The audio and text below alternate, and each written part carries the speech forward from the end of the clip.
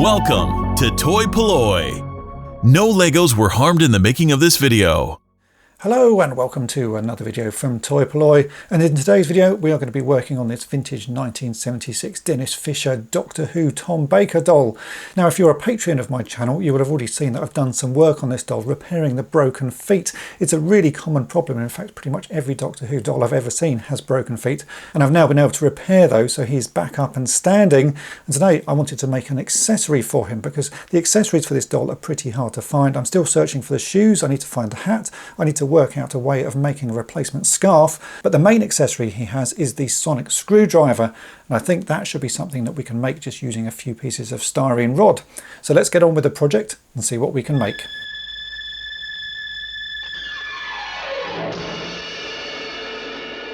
So how are we going to go about making this missing sonic screwdriver for this vintage Doctor Who doll? Well, the answer is we will scratch build it using some styrene rod, and I needed to find some good reference to see what the original accessory looked like. And doing a bit of an image search, I found that there was an eBay listing for someone selling a reproduction version of this very accessory, and they were selling it for £17, which I thought was quite a lot for such a tiny little accessory. But in their listing they had a great picture showing the original accessory next to their reproduction one, and it even had a scale on the image. So I've taken that image and printed it out, and this is what I've got. So this shows the original little accessory there. That's the reproduction one, and then there was a sort of custom one as well included. And using this image we can actually make our own, because it said it was 4 centimeters across. So I've printed this out to scale, and we can then take measurements of all the individual pieces and start making them. So the handle looks like it's a 4mm diameter bit of rod. There's a little inset bit at the end which will be 3mm. We've got a couple of steps down there which are 3mm to 2.5mm. Then that little rod there is actually only 2mm in diameter, and then the end is back to 4. So I've got all of those measurements, I've written them down here, and we will see what we can make. So let's get cutting and gluing. We'll start by making the handle, and you can see here I've made a few measurements. So that handle, as I say, is a 4mm diameter rod, which I just happen to have a piece of here. And measuring that, I can see that the length of that should be 18mm, and then we have a 1mm piece at one end, which is a 3mm diameter rod, and I have another piece here which is 3mm in diameter. So we'll make this end piece first. So I've got to cut an 18mm piece of this off. We'll stick a small amount of that to the end, and then we'll cut that off as well, and that will give us the basis of the handle. So let's cut 18mm of this rod off, and then we'll start doing some plastic welding.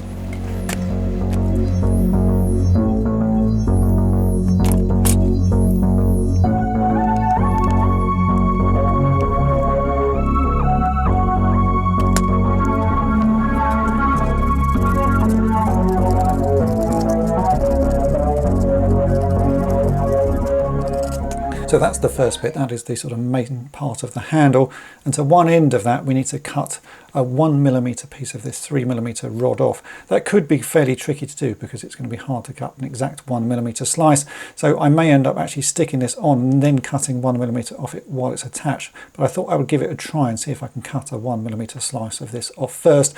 At the moment though, you can see both the ends of these are pretty rough, so I've got to tidy up the end first.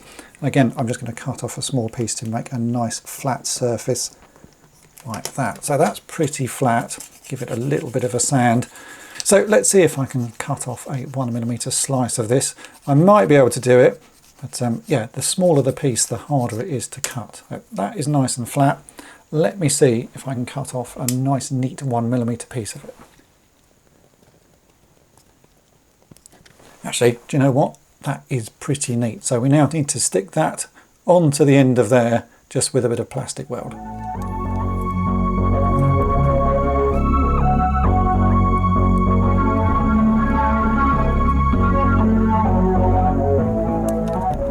Okay, that doesn't look bad at all. It's got a little bit of an angle to the end which we can file down once the plastic weld has had time to cure, but that is the start of the sonic screwdriver, and it already looks pretty good.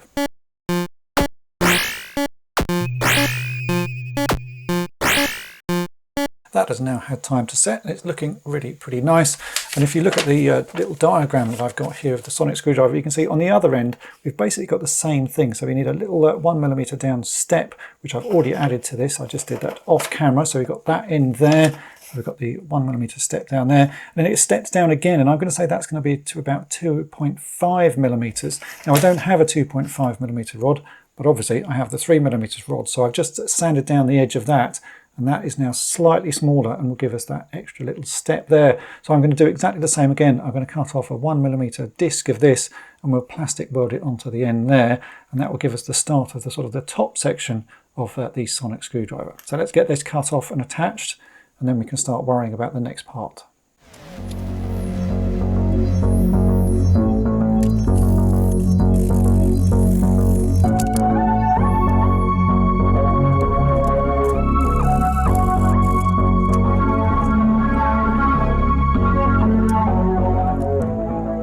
That is now attached, and you can see the handle really does start to look like the little diagram I have here. So we've got the main section, we've got the little stepped bit at the bottom, and then we've got the two bits of sort of stepping at the top. I'm very happy with how that's going. It might be a slightly bit larger, but really only a tiny bit. Now we need to add that sort of 2mm diameter rod there. That is 15mm long, so I have a piece of 2mm diameter rod. Now if you just plastic welded that on there, it really isn't going to be very strong, and even if I try to drill a hole in there, it would be pretty awkward to do. So I'm going to use some paper clip to sort of reinforce this. This bit of paper clip here would be absolutely perfect. So I'm going to use my pin vise to drill a small hole through the two bits of styrene that we've got there into the main part of the handle. I'm also going to drill a hole in here, and then we can insert a piece of paper clip and sort of push the two bits together and then plastic weld it all together, and that will give us a nice strong handle. So this drill bit here is the same diameter as the paper clip. I've just got to drill some very neat holes.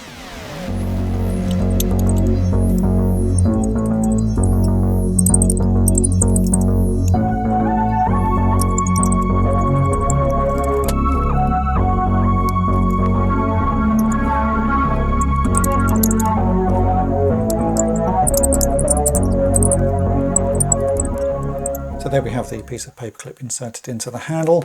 I've got a matching hole here on the sort of rod part for the front section, and you can see that sits on really pretty neatly. I'm actually going to super glue this in place because the plastic weld doesn't obviously weld to the metal, but super glue will. So let's just get a bit of super glue here. I'm going to put a little bit just onto the end of that paper clip. Really only needs to be a very small amount, and then we can push that rod on, and we'll let that set. And there we go. It's starting to really look like a sonic screwdriver now. For this end piece, we're again going to use a 4mm diameter rod, but you can see here on the little diagram that we actually need to have a bit of sort of 2mm rod inserted into it, and that's got to be sort of countersunk as well. And I've worked out a way that I think will work nicely to recreate that look. So what we've got is a 4mm diameter rod here. What I've done in that is drilled into the end of it a 2mm hole. So I've got a 2mm diameter drill bit in my little handy drill here, and all I've done is drilled into the end like that. So straight away we have a hole in the end, but that is not going to look countersunk like the little diagram does. What we've got to do now is actually make that hole about 3mm in diameter, but just on the edge, so that we can then insert a 2mm rod inside it. So I have a 3mm drill bit here. I'm just going to use my hand to twist that in, because it only needs to go in a little way, just so that we get that sort of countersunk look. So a little twist like that probably is enough. Yeah, I think that's looking good. Now we need to cut this end piece off, and again, looking at my diagram, I can see that the 4mm rod needs to be 4mm tall as well. So I'm just going to mark that, and I'll cut off a 4mm piece of this rod. So let me mark that on here. Just like that. So if I just cut down, this should cut through quite easily because we already have a hole right the way through the middle of it.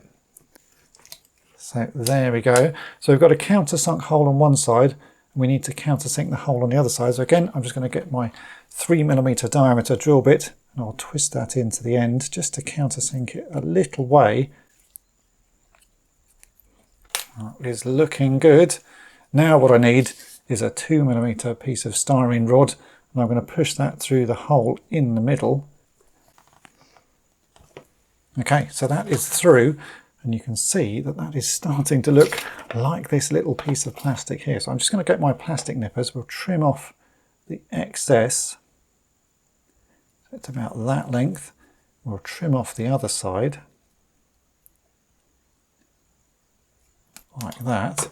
And there you go, that looks like the end of the sonic screwdriver. The length of this main section needs to be 15mm, so I've just marked that on there. Again, we will cut this off just with a knife, so I can just roll it along. That should cut pretty easily. And now we need to plastic weld this tiny little end piece onto there, and that will be the finished sort of basic shape of this sonic screwdriver. And we'll just need to paint it. So just a little bit of filing on the end of that. Let's get some plastic weld on a brush. Drop that on the end there. And attach those two pieces together.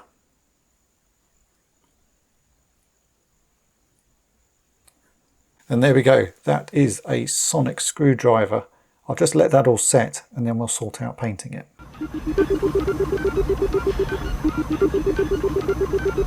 The plastic weld has now had time to set, and there you go, you can see we now have a very nice looking sonic screwdriver, but it is the wrong colour. Obviously we have made this all out of white styrene, and it needs to be a sort of dull silvery finish. The original was made out of a sort of dull silvery plastic, so to get that finish I was thinking we could paint it, but there's an even easier way than that, and that is to use a silver Sharpie. This will give you a really nice finish, so I'm just going to cover everything with the silver Sharpie, and then over the top of that I'm going to spray a Mr. Hobby semi-gloss, which will just give it that nice sort of finish and make it a robust finish. So let's get the silver Sharpie out, we'll colour this up, and then I'll show you the finished sonic screwdriver.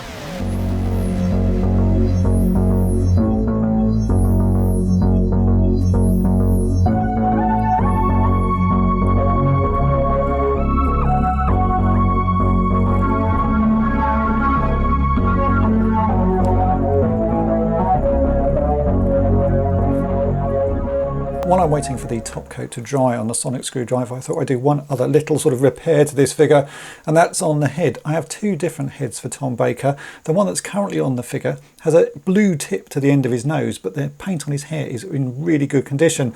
The other head I have is this one, whose face is really nice, but there's a few sort of rubs onto the hair. He doesn't have a blue nose though, so actually I want to use this head on that figure, so I'm going to just repair the paint scuffs on his hair, and I've mixed up a mix of paints that I think is a pretty good match. It's not black, it's a very dark brown, so what I've done is I've mixed some of this game colour, which is called Beastly Brown 72.043, with black, and it's actually predominantly black with just a little bit of that brown in it, and that gives me a very good match. So all of these little paint rubs that you can just see on the tips of his hair, I can go over those and you can see they immediately disappear.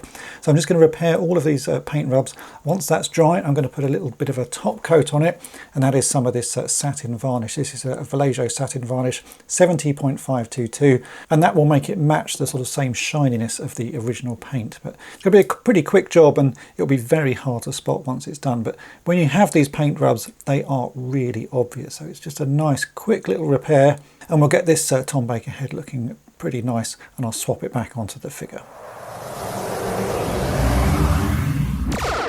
And there we go, that is it for this project. Tom Baker, Doctor Who, now has his very own sonic screwdriver. And if you want to have a go at making your own, I can't share the image that I've used to make this one because, as I say, I got that off eBay. So I'm going to make my own version of it, and I'll put it available on toy-polloi.com, and you can go and grab that and have a go at making one using that as a pattern. And if you want to see how I repaired the feet on this doll, then head on over to my Patreon page and check out the episode of On the Cutting Mat where I go over the entire process. I'm going to be working more on this Doctor Who doll in future because I still need to find his hat. I've still got to work out how to make a replacement scarf for him, and currently the shoes that he's wearing are from Big Jim, so there's quite a lot that I need to sort out to get him finished off. But for now, he is ready to go and fight those Daleks and Cybermen. If you've enjoyed this video, then make sure to hit the subscribe button and tap the bell to be notified each time I upload a new video. And if you've really enjoyed it and want to help me out here at toy-polloi, then why not think about becoming a patron of the channel. You get early access to all of my restoration videos, plus access to an exclusive video series called On the Cutting Mat, where I show projects and restorations that you won't see anywhere else. So have a think about that, and thanks for watching. Thanks for watching Toy-Polloi. Subscribe for more great videos.